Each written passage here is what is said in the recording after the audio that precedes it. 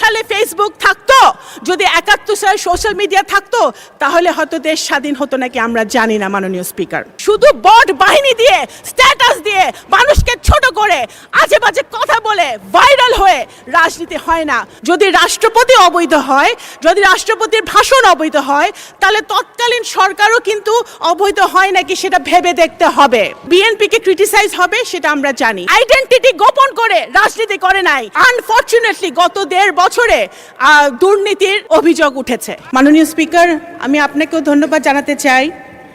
দেশ ও জাতি আজকে গর্বিত যে একজন বীর মুক্তিযোদ্ধা আজকে স্পিকারের আসনে বসে আছে। আমরা আজকে গর্বিত। আমি মাননীয় সংসদ নেতা, দেশের প্রধানমন্ত্রী জনাব তারেক রহমানকে ধন্যবাদ জানাতে চাই। মাননীয় স্পিকার,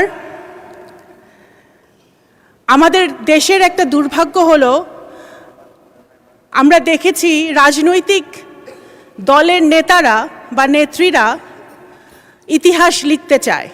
যখন আমরা ইতিহাস লেখার চেষ্টা করি, যেমন আমরা দেখেছি গত ফ্যাসিবাদ আওয়ামী লীগ সরকার নিজের আপন মনের মাধুরী মিশিয়ে ইতিহাস বিকৃত করেছিল, সেই ইতিহাস যখন আমরা লিখতে চাই তখন আমরা আপন মনের মাধুরী মিশিয়ে ইতিহাস লেখার চেষ্টা করি। আমি মনে করি বাংলাদেশের ইতিহাস, মুক্তিযুদ্ধের ইতিহাসবিদদের লেখা উচিত, তাহলে বোঝা যাবে কার কখন কিভাবে কোন সময় কোন ভূমিকা ছিল। রাষ্ট্রপতির ভাষণ, কোন রাষ্ট্রপতির ভাষণ? রাষ্ট্রপতি সেই রাষ্ট্রপতি যেই রাষ্ট্রপতি আমাদের জুলাই যোদ্ধারা যারা শহীদ হয়েছেন, যাদের রক্ত দিয়েছেন 17 বছর ধরে, যে সকল বিএনপির নেতাকর্মীরা প্রাণ দিয়েছে, গুম হয়েছে, খুন হয়েছে, তাদের রক্তের বিনিময়ে আমরা যেই 5ই আগস্ট পেয়েছিলাম, তারপরে যে ইন্টারিম সরকার এসেছিল ডক্টর ইউনূসের নেতৃত্বে, সেই সরকার যেই রাষ্ট্রপতি শপথ পড়িয়েছিলেন সেই রাষ্ট্রপতির ভাষণ, এবং সেই সরকারে আমাদের যারা এখানে সামনে বসে আছে আমার ছোট ভাইরা, তারাও ওই সরকারের সদস্য ছিলেন। যদি রাষ্ট্রপতি অবৈধ হয়, যদি রাষ্ট্রপতির ভাষণ অবৈধ হয়, তাহলে তৎকালীন সরকারও কিন্তু অবৈধ হয় নাকি সেটা ভেবে দেখতে হবে। কোন রাষ্ট্রপতি? সেই রাষ্ট্রপতি যেই রাষ্ট্রপতি এই মজলুম, আজকে আমাদের মাননীয় বিরোধী দলের নেতা উনি সবসময় একটি কথা বলেন যে এই সংসদ মজলুমদের সংসদ। সত্য কথা, 100% সত্য কথা। এই সংসদে গুম থেকে ফেরত আসা সংসদ সদস্য আছে, এই সংসদে আয়নাঘর থেকে ফেরত আসা সংসদ সদস্য আছে, এই সংসদে ফাঁসির কেষ্ট থেকে ফেরত আসা সংসদ সদস্য আছে, হাজার হাজার মামলা মাথায় নিয়ে তারা জেল খেটেছে সেই সংসদ সদস্য আছে। সুতরাং ইটস এ ইউনিক পার্লামেন্ট। অবশ্যই এই মজলুম কারা আমাদেরকে মজলুম বানিয়েছিল? গত ফ্যাসিবাদী সরকার যারা আমাদেরকে মজলুম বানিয়েছিল, সেই মজলুমের পার্লামেন্টে মজলুম দ্বারা নির্বাচিত রাষ্ট্রপতি এসে যখন ফ্যাসিবাদের বিরুদ্ধে কথা বলে, গুম খুনের বিরুদ্ধে কথা বলে, গণতন্ত্রের পক্ষে কথা বলে, শহীদ জিয়ার পক্ষে কথা বলে, বেগম খালেদা জিয়ার গুণগান গায়, বিএনপির গুণগান গায়, সেটা অবশ্যই আমাদের আন্দোলনের সার্থকতা। মাননীয় স্পিকার, এখন আপনারা বললেন ভাই, এখন বিএনপি এমন একটি রাজনৈতিক দল মাননীয় স্পিকার, যেই দলের উপরে বাংলাদেশের জনগণের আশা ভরসা। সুতরাং বিএনপিকে ক্রিটিসাইজ হবে সেটা আমরা জানি। বিএনপি এমন একটি দল যেই দলের নেতাকর্মীরা সেই দলের নেত্রীর মতো আপোষহীন হয়ে একদিনের জন্য আইডেন্টিটি গোপন করে রাজনীতি করে নাই। এই দলের নেতাকর্মীরা ধানের শীষের ব্যাজ লাগিয়ে শহীদ জিয়া, তারেক রহমান, খালেদা জিয়া টি শার্ট পরে তারা গুলি খেয়েছে, টিয়ার গ্যাস খেয়েছে, জেলে গিয়েছে। তারা পথ গোপন করে অন্য দলে থেকে রাজনীতি করার চেষ্টা করে নাই।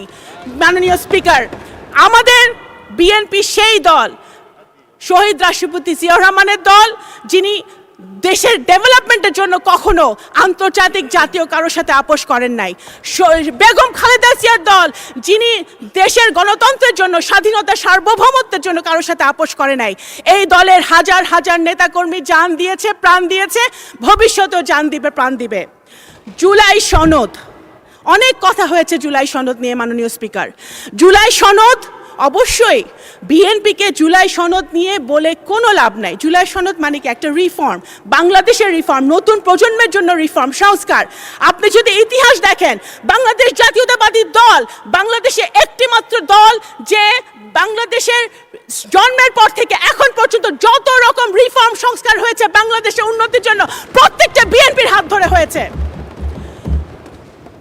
খাল খনন, গার্মেন্টস শিল্প, পার্লামেন্টারি ডেমোক্রেসি, তত্ত্বাবধায়ক সরকার থেকে শুরু করে নারী শিক্ষা, সব কিছুর পিছনে ছিল বিএনপির হাত, দেশনেত্রী বেগম খালেদা জিয়া এবং শহীদ জিয়ার হাত। এবং এখন যেটা হচ্ছে reform, family card, farmers card, আমাদের নতুন প্রজন্মের জন্য কাজ, এই সব কিছুই হচ্ছে জনাব তারেক রহমান বিএনপির হাত দিয়ে, যেটার আপনারাও সুফল পাবেন ইনশাল্লাহ বিরোধী দলের নেতৃবৃন্দ। সুতরাং বিএনপিকে জুলাই সনদ বাস্তবায়ন হবে না সেটা বলে লাভ নেই, বিএনপির হাত দিয়ে জুলাই সনদ বাস্তবায়ন হবে ইনশাল্লাহ। এবং মাননীয় স্পিকার, শুধু এই যে সকল অন্যায়, অত্যাচার, অবিচার বাংলাদেশের মাটিতে হয়েছে, জুলাই অভ্যুত্থানে যারা শহীদ হয়েছে, আমাদের যারা গুম হয়েছে, যারা খুন হয়েছে, তাদের বিচারও বিএনপির হাত দিয়েই হবে ইনশাল্লাহ বাংলাদেশের মাটিতে। মাননীয় স্পিকার, আমরা খুশি, আমি ব্যক্তিগতভাবে আমি একজন রাজনৈতিক কর্মী হিসেবে খুশি হয়েছিলাম যখন আমাদের দেশের ছেলেমেয়েরা মাঠে নেমেছিল কোটার আন্দোলনে, একটা ইস্যুকে কেন্দ্র করে, দেশকে ভালোবেসে। আমরা সেটা খুশি হয়েছিলাম, কারণ আমরা সবসময় বলে আসছিলাম যে এই দেশের নতুন প্রজন্ম রাজনীতি পছন্দ করে না, দেশকে ভালোবাসে না। সেটা জুলাই অভ্যুত্থান মিথ্যা প্রমাণ করেছে। কিন্তু আমরা এটাও দেখেছি জুলাই অভ্যুত্থানের পরে 5ই আগস্টের পরে যে সরকার গঠিত হয়েছে, সেই সরকারে আমাদের যারা নবীনরা ছিলেন, আমাদের ভাইরা ছিলেন, তাদের বিরুদ্ধেও আনফরচুনেটলি গত 1.5 বছরে দুর্নীতির অভিযোগ উঠেছে। এটা কিন্তু মাননীয় স্পিকার, যখন আমরা নতুন বাংলাদেশের কথা বলি, নতুন অভ্যুত্থানের কথা বলি, নতুন প্রজন্মের কথা বলি, তখন আমরা এই জিনিসটা আশা করি না। আপনারা শুধু ফেসবুকে স্ট্যাটাস দিয়ে ভাইরাল হওয়ার জন্য বড় বড় কথা বলে পলিটিক্স হয় না মাননীয় স্পিকার। দেশের জন্য যদি কাজ করতে হয়, দেশের জনগণের জন্য যদি কাজ করতে হয়, সরকার, বিরোধী দল সরকারের একটি অত্যন্ত গুরুত্বপূর্ণ অংশ, যদি সরকারে থেকে কাজ করতে হয় তাহলে এক্সপিরিয়েন্স যেমন দরকার, সাহস যেরকম দরকার, বুদ্ধিমত্তাও সেরকম দরকার। বিএনপি এমন রাজনৈতিক দল যে ফেসবুকে রাজনীতি করে না, তারা রাস্তায় গুলি খেয়ে তারা রাজনীতি করে, শুধু বট বাহিনী দিয়ে, স্ট্যাটাস দিয়ে, মানুষকে ছোট করে, আজে বাজে কথা বলে, ভাইরাল হয়ে রাজনীতি হয় না। যদি 71 সালে ফেসবুক থাকতো, যদি 71 সালে সোশ্যাল মিডিয়া থাকতো, তাহলে হয়তো দেশ স্বাধীন হতো নাকি আমরা জানি না মাননীয় স্পিকার। আমি একজন মুক্তিযোদ্ধার সন্তান, আমি এতটুকুই বলতে পারি মুক্তিযুদ্ধ নিয়ে যে মাননীয় স্পিকার, আপনি একজন বীর মুক্তিযোদ্ধা। মুক্তিযুদ্ধ we cannot replace মুক্তিযুদ্ধ with anything else. একদিকে মুক্তিযুদ্ধ, আরেকদিকে যত আন্দোলন হয়েছে এবং ভবিষ্যতে বাংলাদেশে যত আন্দোলন হবে সবগুলো একদিকে, মুক্তিযুদ্ধ একদিকে, সব কিছু আরেকদিকে। মুক্তিযুদ্ধকে এবং আমি একজন মুক্তিযোদ্ধার সন্তান হিসেবে বলছি, এবং আমি রিলেট করি। আমার সামনে বসে আছে যারা, নাহিদ বসে আছে, আমাদের হাসনাত বসে আছে, যারা মাননীয় সংসদ সদস্যরা বসে আছে, আই এম সরি, আমি ওদের সেন্টিমেন্টকে আমি রিলেট করি। আমরাও চাই আমাদের সন্তানরাও, আমিও চাই যে আমাদের সন্তানরা একটি নতুন বাংলাদেশে বসবাস করুক, যেই বাংলাদেশে আইনের শাসন থাকবে, খুনের বিচার হবে, ন্যায় বিচার প্রতিষ্ঠা হবে, বাংলাদেশ গুণগতভাবে উন্নয়নের শিখরে উঠবে। সেটা ইনশাল্লাহ আমরা যদি ঐক্যবদ্ধ থাকি, কাদা ছড়াছড়ি না করি, আমাদের এই পার্লামেন্ট থেকে ইনশাল্লাহ সূচনা হবে ইনশাল্লাহ। আসসালামু আলাইকুম। ধন্যবাদ মাননীয় স্পিকার। ধন্যবাদ মাননীয় প্রতিমন্ত্রী।